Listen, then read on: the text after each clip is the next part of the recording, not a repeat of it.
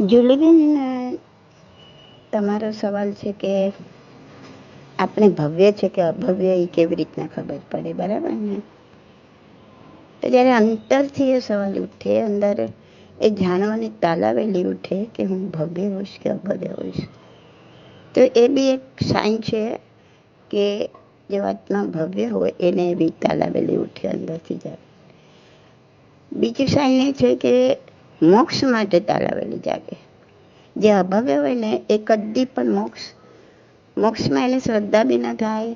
એને એમ થાય કે મોક્ષમાં જઈને શું કરવાનું, ત્યાં તો સ્થિર થઈ જવાનું, ત્યાં શું સુખ છે, એના નાટક છે, એનું સિનેમા છે, એના હરવા ફરવાનું, બાગ બગીચા કાંઈ નથી, અને એકદમ સ્ટક થઈ જવાનું એક જગ્યા પર. તો એમાં શું મજા? એના કરતાં તો આ પરિભ્રમણ કરવાનું વધારે મજા. તો જેને મોક્ષની ઈચ્છા જ ન થાય ને, તો કદાચ એ અભવ્ય જીવ હોય.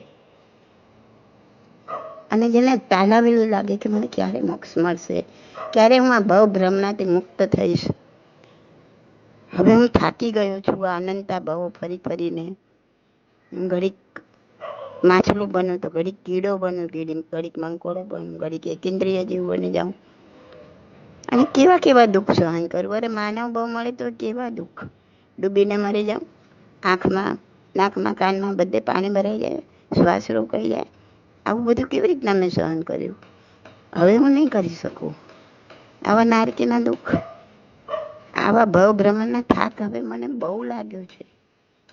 મારે હવે આમાંથી છૂટવું જ છે અને મારે મોક્ષ પામવું છે, મારે આત્માનો આનંદ પામવો છે. એવી જેને તાલાવેલી લાગે. તાલાવેલી કોને કહેવાય? જેને પોતાની પ્રેમિકા પહેલી વાર મળવાની હોય અને હજી આવી ના હોય, ટાઈમ થઈ ગયો હોય, એની રાહ જોતો હોય, ત્યારે કેવી પ્રેમિકાની તાલાવેલી લાગે. એવી તાલાવેલી જ્યારે મોક્ષની લાગે ત્યારે સમજવાનું કે જીવ ભવ્ય છે. કારણ કે અભવ્ય જીવને મોક્ષની તાલાવેલી લાગે જ નહીં. ત્રીજી સાઇન એ છે કે જીવ કઠોર હોય, નિષ્ઠુર હોય, કોઈ જીવ પ્રત્યે દયા જ ના આવે, એવો જીવ પણ અભવ્ય હોઈ શકે. અને ચોથું એમ કહે છે કે સિમંદર દાદાએ કહ્યું છે કે અભવ્ય જીવ શત્રુંજયગીરીને નજરે ન દેખે. એટલે કે આપણે શત્રુંજયની યાત્રા કરી આવ્યા છીએ એટલે આપણે ભવ્ય છીએ. એ એક ચોથી સાઇન છે.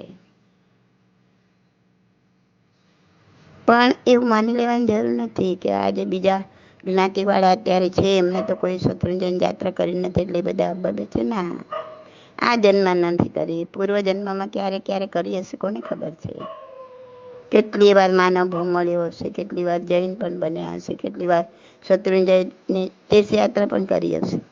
એટલે કોઈના માટે કંઈ ધારી લેવાની જરૂર નથી. તો હવે બે ચાર સાઇન છે કે જેના પરથી આપણને ખબર પડે કે આપણે ભવ્ય છીએ કે અભવ્ય છીએ. સાચી ખબર તો એ જ છે કે તમને મોક્ષની તાલાવેલી લાગે છે, મોક્ષની ઈચ્છા થાય છે, મોક્ષમાં હજી મોક્ષ નથી મળ્યું એનું દુઃખ થાય છે, તો સમજવાનું કે હું ભવ્ય જ છું.